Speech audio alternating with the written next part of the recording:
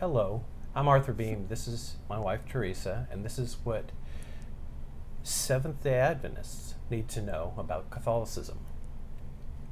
So we're studying a new at least a two-part series on the nature of man and immortality of the soul. This is going to be one that the Adventists, at least the Adventists I know, are going to be kind of interested in. And it's really more interesting than you really think, because when I looked at the topic, I thought, it doesn't sound very interesting. But it actually is really, really needed to understand everything, almost everything that Catholics believe in Catholicism has this based in this particular topic. Right. Well, but before we start, I want to just say,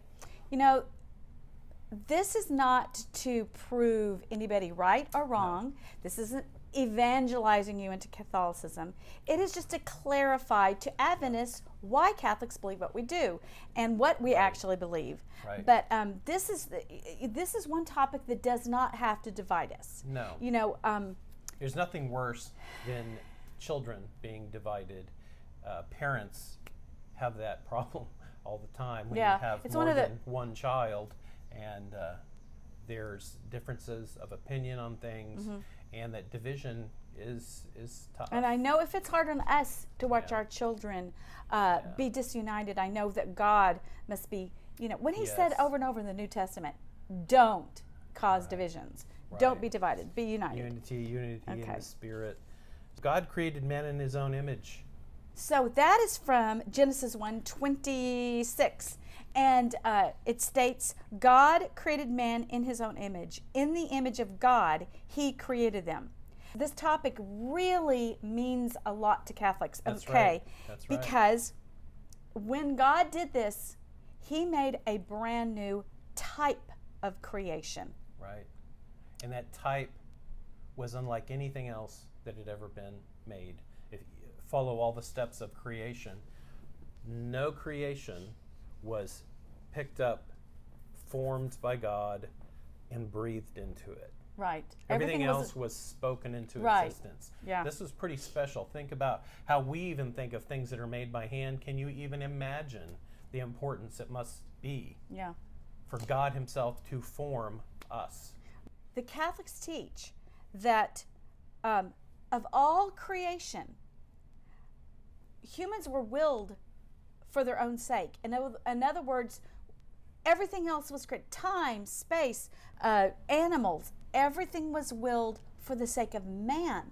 But we alone, of all the creation, were willed for our own sake. And for the sake of man, we mean for us. Right. We were not made for earth. That's just so cool. We were made for ourselves, for each other. Yeah. All material life, we alone, of all the creation, material creation, we're able to understand the Creator and to know the Creator. Now we know angels are also able to know the Creator. However, angels are not considered material. In other words, they weren't part of the material world like humans. They use the word commune with God. How beautiful is that? To be able to talk and reason and listen and learn.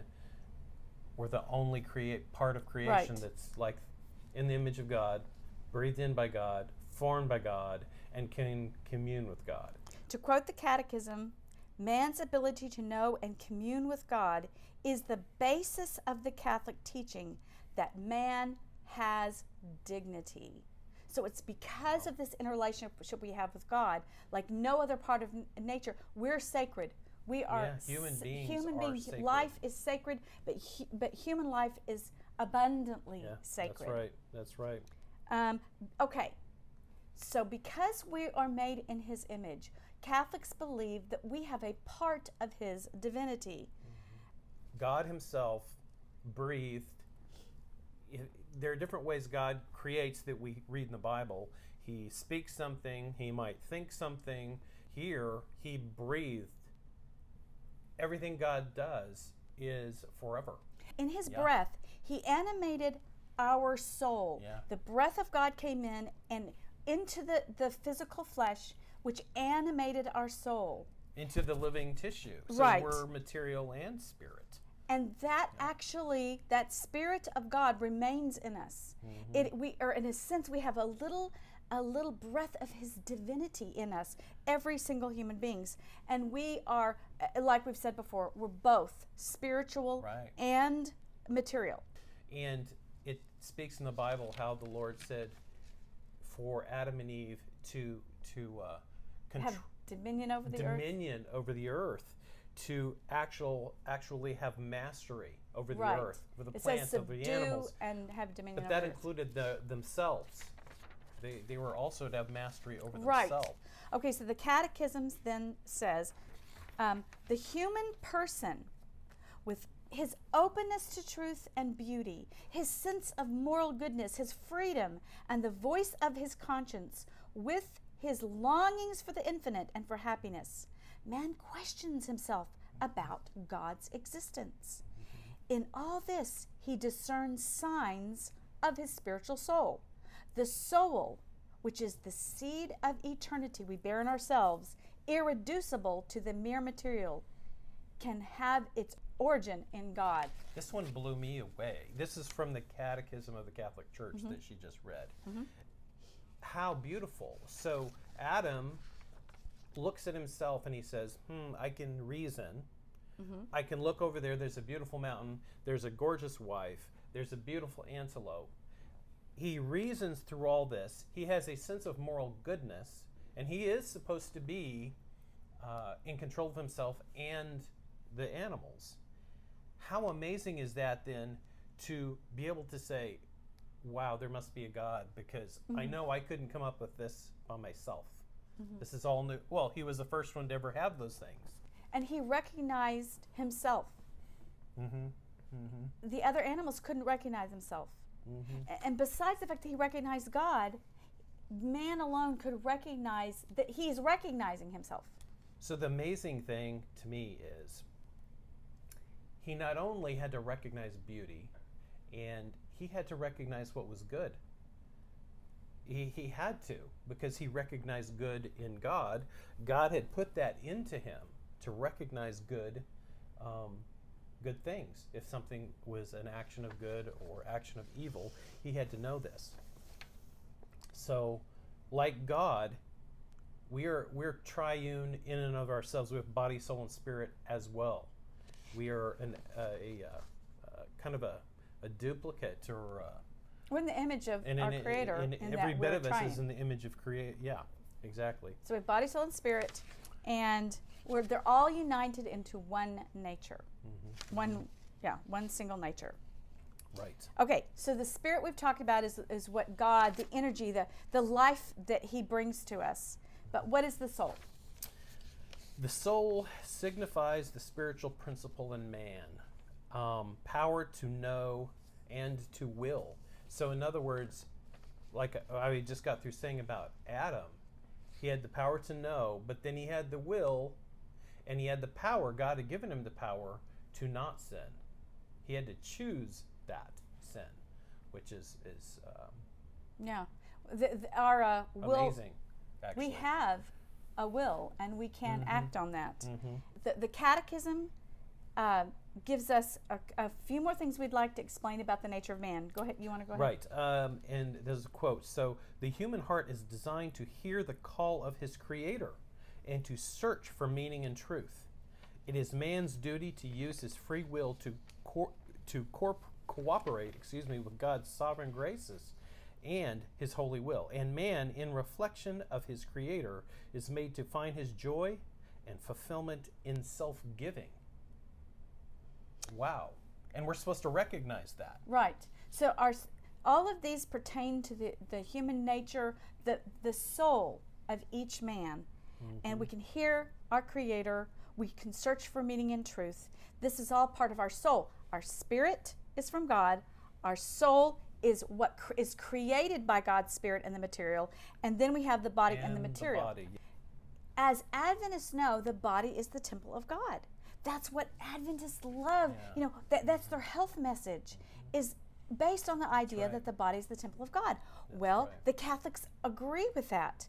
And but the Catholics say that because our bodies are the temple of God, we are required to see our physical bodies as good and hold it in honor, for it will be raised up in the last day. That is why it is an act of mercy, a great act of mercy for Catholics. Whenever someone dies, you will go and bury their dead, because their body itself is still holy even after the soul is gone.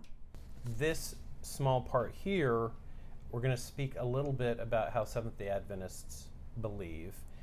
This comes from their 28 fundamental beliefs, and this is fundamental belief number 26. So they're speaking in here, and this section is about the immortality of soul also. This specific one is soul sleep. I'm going to read just a little bit, but we can talk about it. But soul of a person sleeping or not aware until the second coming. After judgment at the second coming, all those who do not go to heaven are annihilated. So annihilated is specific to Seventh-day Adventism. That's something that they believe. What is annihilated? Annihilated just ceases to exist. Okay. In other words, you have nothing left of you. So it's not like hell, it's not purgatory, it's not the bosom of Abraham, it's just... Right, and those the people that are annihilated after death are only the ones who are unrepentant and do not believe in God. So the sinners that don't make it to heaven are thrown into the lake of fire and are completely annihilated. And this includes their body, soul, and spirit. That's right. There's no knowing that's happened to you. You just right. There's no eternal conscious torment for the Seventh-day Adventists. And so this makes a huge difference in how we see the human being. The Adventists believe that at the very first breath of a child, when the baby is born and the child takes his or her first breath, that is when the mother, outside the mother, right. that is when the soul enters. When like God breathed into the child, just like He breathed into Adam, and the child becomes a living soul. Well, this is going to make a huge impact on how they view abortion. And then after that, they do not believe that you become an eternal soul until after the second coming. And so it is only at the second coming that immortality is given to those who go to heaven. Right. Those that are now annihilated go into the lake of fire, and they're no more. So and so this is going to be very, very different in the way we view humanity. Very much. Okay, so and that's why it's so important. Why this whole entire thing's so important is because your view of humanity, how we are now, how we are in the middle, and how we are at the end. Right. It all matters. For instance, like when a plant dies, and this is the way Catholics believe, the Catholic Church believes, is like when a plant or animal dies, that's it. They're dead, they're gone, and that's that. They cease to exist. They cease to exist. Here's a quote. The soul is immortal. It does not perish when it separates from the body at death, and it will be reunited with the body at the final resurrection. Okay, so at the moment of death, so we're gonna give you what the Catholics think, and then we're gonna explain it. The soul is implanted by God, and at the moment of death, that soul separates from the body. The spirit and the soul separate from the body, and the soul immediately goes into judgment. It either enters heaven, and a lot of times through purgatory. Purgatory is the entrance. It's the doorway into heaven, basically, the threshold. And so you go through purgatory into heaven, or you go directly to hell. Because of this view that the soul becomes immortal at the moment of conception, this puts enormous value on the human being. The moment of conception, that is an eternal soul with the divine attributes of God's breath in him. And what makes this so important? Remember what the Bible says. It's very specific. As you do it to the least of these, you're doing it specifically to Christ. Christ himself. Right. It's not a parable. It's not just a story or a thing to scare people. You have the actual breath of Christ in you. That's what makes you. If you even neglect, abuse, or even if you just don't love your parents, let's just say they're in the hospital, they're dying, like my husband sees all the time. The children don't show up. The neglect of an eternal soul, that is an earth shaking, a cosmic shaking thing. More explanation on this. DNA material is human, it's flesh, it's passed down, parents pass it down to their children at conception. But parents do not create the child's soul. That's specifically God, and that's at conception. He breathes in the breath of life then. Okay, and this is not something that's passed down. See, that's what I believed as an Adventist. I believed that the parents passed down the soul as well as the chromosomes and DNA. But that is not what Catholics believe. They believe, and this is from the Catechism, it says that at conception, God immediate, he is there, immediate himself. His presence is there. And he generates each individual human soul. So at that moment, he does the same thing that he to each soul as he does to Adam. You might ask, so why in the world would God create human beings with half immortal, half not immortal? He didn't. He created only immortal. But sin came into the picture. Adam chose. He chose sin. Therefore, the flesh part started to die the second Adam sinned. That's the problem. The immortal soul still is the immortal soul. It doesn't change that because it's the breath of God. Okay, well, one thing I wanted to add, I forgot to is, okay, because Adventists believe that upon birth, when the babies breathe, that's the moment that God breathes into them. In other words, God breathed into a man and he became a living soul. So the Adventists interpret that as at the time of birth, the breath. But Catholics say no, it's God's breath. It's not the child's breath that makes them a living soul. It's not when a child breathes and then they become a living soul. It is that God's breath is what makes them a living soul, and that's what God does at conception. That's right. It's God's breath. Okay. That's right. If we are annihilated, like that term they use, annihilated, and we do not receive everlasting life until the second coming, then we're nothing more than animals or vegetables or minerals. Yeah, because that's exactly what happens to them. Yeah, we're pieces and parts.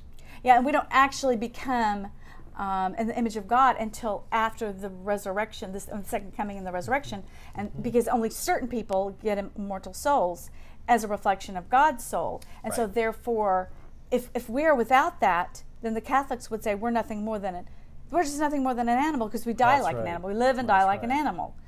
So, okay. So the next section we move to is sin. Sin brought death.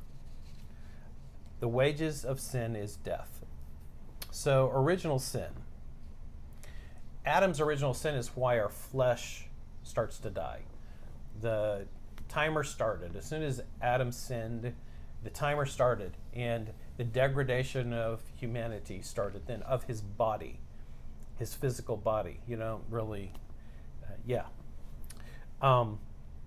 And in death, our body, what death is a decomposition of what God did. Instead of creating us, it's decreating us. We're decomposing. We are returning to ashes, and we return to the clay from which we were formed, the Bible tells us. And so the body decomposes to its most constituent elements. And there's nothing left of the flesh. Right. But right. The soul cannot die. Right. That God infused into the soul has no material parts. It is part of God. It can't break down. In other words, there's nothing that can disintegrate. There's nothing that can break down in a human soul because it's directly from God. It carries within it something of the divinity of God. And you don't say we're not gods. We're not claiming that we're gods but because we're made in the image of God, that divine breath is what animated us. We are called sons and daughters of God. Right. And so that's what Catholics draw on to believe that there's something very divine in our souls because it's from God's breath. That's right. Death is in the physical body only. We've said that over and over again. But a quote here is from Genesis 3:19. Since from it you were taken, for dust you are, and to dust you will return. Okay, and one of the arguments that Catholics have is that, okay, why doesn't the soul die? I mean, one of the arguments is, why can't spirit die? Well, it just can't. Think about the angels. That's one of the things. When the angels fell, they weren't annihilated. They weren't. They went from angels to fallen angels, and their spirit is no less than ours because ours is directly from God. Right. And so just as when the angels sinned, they didn't die, Right. our man soul can't die. Right. That's right. So let's go over some of the texts. Let's start with the texts that Adventists use to show the immortality of the soul, and there is some. I mean, the Bible is not super clear about this, and so you know, when I was reading it right after when we were leaving Adventism, I did a real big study on this, and it looked even like there's like as many for it as against it in the Bible. But let's explain how the Catholics interpret some of these texts. Right. And I think the first one, the very huge one that all Adventists use, is Ecclesiastes 9. And I'm just going to read a little bit of the 4 through 6. It says, "For the living know that they shall die, but the dead know nothing. They have no further reward because their memory is, the memory of them is forgotten." The Catholics believe that this is obviously Solomon speaking from a human perspective. Because if we look, we all know there's an afterlife. He's acting like there's no afterlife. Well, we do know, and that we are rewarded in the afterlife. It's only in this life that we look beyond. We can't see we can't see beyond the grave. We don't see the rewards that from what we do. It does look like God sometimes has forgotten us, and we obviously will have a share of what has been done under the sun. And so Solomon is not speaking of eternity. He's speaking from a man, not God's perspective, and he's speaking from the old covenant perspective, because back then they didn't have a very clear understanding of what was going to happen after Christ came. That's right. Secondly, we have Psalms 146:4 that states, "His spirit goes out, he goes back to his ground. In that day his thoughts do perish." And the Old Testament teaches about paradise, or Abraham's bosom. Right. And that is basically when this is what the Jews taught. Abraham's bosom was like a holding place for Jews until Christ came. And what they knew, how much they knew, we don't know, but they had somewhat of a conscious knowledge of they were there with some type of conscious knowledge. Right. But it's not clear. Right. On the Old Testament and New Testament, death is considered asleep. And so we're going to have texts. I'm just going to throw some texts up there that'll go by, or maybe it'll go this way, where you can see where they get the idea of soul sleep. You know, it's from Luke, and there's tons in the Old Testament too that talk about the body that dies. They call it sleep. Jesus called it sleep. Remember when Lazarus died? There were people that said, Jesus said, "Well, he's only asleep," and then he had to clarify, "Well, no, he's dead." So the Catholics interpret this as that it's a euphemism. The flesh looks like it's asleep when it dies. But Jesus very specifically called it not just as a euphemism. He chose sleep very carefully, because what happens when you're asleep? What? you eventually Wake are up. going to wake up. Yeah. And so that's what he's saying. My people, you're going to wake up one of these days. And so that's one of the reasons he chose the word sleep. But it does not necessarily, it means the body is asleep. Right. It doesn't really mean, it's not trying to say what happens to the soul. Right. Okay, so now we're going to talk about The immortal soul. those texts which deal with the support of an immortal soul. Of immortal soul. So, the one that I think is just really cool is the one that in Samuel 28 that talks about Saul conjuring up the spirit of Samuel. Well, for one, we don't see any counter texts that would say that it wasn't Samuel. Secondly, when Samuel greeted Saul, he greeted him, and I'm talking about the conjured spirit of Samuel. The witch of Endor looked and goes, oh my word, it is Samuel. Like she wasn't expecting him to come. Right. And she looked at her and just, you're the king. And so the witch of Endor immediately knew, oh my word, That's you right. are Saul. You're the king. Right. That's right. Samuel, when she conjured him up, it really was Samuel, because Samuel knew that he was greeting King Saul. The Catholics believe something happened in there that Saul either bowed before him, but he made a gesture. It was something in his greeting. Right, it was he did in his towards greeting Samuel. that tipped everybody off. That is a King Saul. Samuel knew it was King Saul. Right. Then you have the parable of the rich man and Lazarus that's in Luke 16 that says, Father Abraham, have mercy on me and send Lazarus to dip the tip of his finger in water and cool my tongue, because I am in anguish in this blazing fire. Sorry, yeah, Luke 16, 19 to 24. The story of Lazarus, Adventists believe that it's just a parable. But there are lots of reasons we can know that this is not just a parable, because, number one, he's using names. He doesn't use names in other parables, and there was a Lazarus that he did bring back to life. Why is Lazarus sent to Abraham's bosom if Abraham is dead? It doesn't make sense. God is not going to use a parable to send us in the wrong direction and deceive us. Do you see what I'm saying? Right. Okay. Then you have the repentant thief on the cross. This is really amazing too, because he says, you will this day be with me in paradise, or they call it Sheol, which doesn't make any sense, because a day doesn't mean anything after you die. There's no time frame going on. So him saying, when you die this day, you will be with me in paradise, that's amazing. He's telling him, you're going to be with me as soon as you die, you're here. Right, and Christ did go to Sheol. He did go to paradise. See, that paradise is another view of Sheol as the Jews, because the Jews thought it was paradise, because it was a beautiful place to be in Abraham's bosom. Right. And so Jesus did go to Sheol after he died. You know, we learned that in Peter later in the New Testament. And so he was going to take him.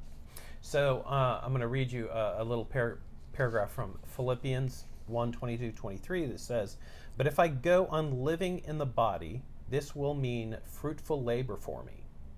So what shall I choose? I do not know. I am torn between the two. I desire to depart and be with Christ, which is far better indeed, but it is more necessary for you that I remain in the body. What in the world does he mean there? How could he do more being with Christ if he's sleeping? That's right. He can't. But he says, it sounds to me like he has told the Lord Lord needs him here still. So do your work there, and right. You know. It makes no sense to have an either or. Either I'm going to be sleeping, or I'm going to be working. Doing nothing, or I'm going to be working to save souls for the Lord. He's not torn between soul sleep and being with people and doing good and getting souls into heaven. That doesn't make any sense. He is torn between, I want to go to heaven. That's right. And be with Christ, as opposed to being here. And in any sense, Catholics believe he will be still helping people. It's just going to be whether he's in the body or he's in the spirit. And what proves this even more is when Christ, he's asleep in the grave, Well, if you take it first, just at first reading, he's asleep in the grave. But then it talks about him being in Sheol. Well, what's he doing in Sheol if he's asleep? He's isn't he just waiting to be resurrected in 3 days? No, actually he's not. His body may be in there, but Christ is in Sheol. They're showing us there is something beyond the grave even before resurrection actually happens. Okay, and then James, there's a text in James that says, it's James 2:26, that says the body without the spirit is dead. Again, that's showing that that there can be a separation of the two. Okay, over and over and over the Bible says, and they gave up the spirit, and that means that they're dead. And so again, I know this doesn't really contradict what the Adventists think, but Catholics take this as meaning the spirit goes up to heaven. Right. That there's a difference between the physical death and the immortal soul. And of course, 1 Thessalonians 4:14, and Paul says that God's going to bring with him when he comes again those that have died and gone to heaven. The Transfiguration is really fascinating to me because when people talk about their, soul sleep, people are sleeping, that's all they do, they don't do anything else. And then you read about the Transfiguration, you're like, wait a minute, you had Moses there, you had Christ there, and you had Elijah there. Now, either the Lord's pulling a dirty trick on us and just having these holograms of those two standing beside him, or those are really Moses and Elijah, which we all know is really what it was, Moses and Elijah. And St. Peter said, oh, by the way, I'm going to make a tent for each one of you. Moses being there, because it says Moses died, and his body was taken to heaven. Right. And so that's right. Moses was not dead when he came down the Transfiguration. Right. Okay. This is fascinating, especially to Catholics, because we have what they call the Eucharist, or in Protestant churches they call it communion. With Catholicism, we take the whole entire concept. It's not just a concept, it's really the blood and body of Christ. And the early church, how they even spoke about it, the words that they used were to say, this is the bread of immortality. When the early church talked about immortality, they were talking about the immortality of the just, those that are going to get to heaven. And so they said, just like Adam and Eve, who were also immortal souls, they took of the tree of life and they lived forever. Their bodies were created to live forever. Their souls were created to live forever. They were never to die. But going to that tree, that fruit, was always reaching out and saying, my immortality comes from God. It's the source is God. I infuse it every time I eat. I'm re-infusing that. And so the early church believed that the bread was the bread of immortality. Right. We're going to be going to some even deeper stuff next time. Oh, please listen to next time. Yes. It's going to be super cool. Very We're going to be talking about free will, the nature of man, free will. Right. And then we're going to also talk about how the nature of sin at the fall. And that's super deep and super cool. Yeah. Oh, my word. Thank you for listening, and God bless you. And we will see you next time. Thanks.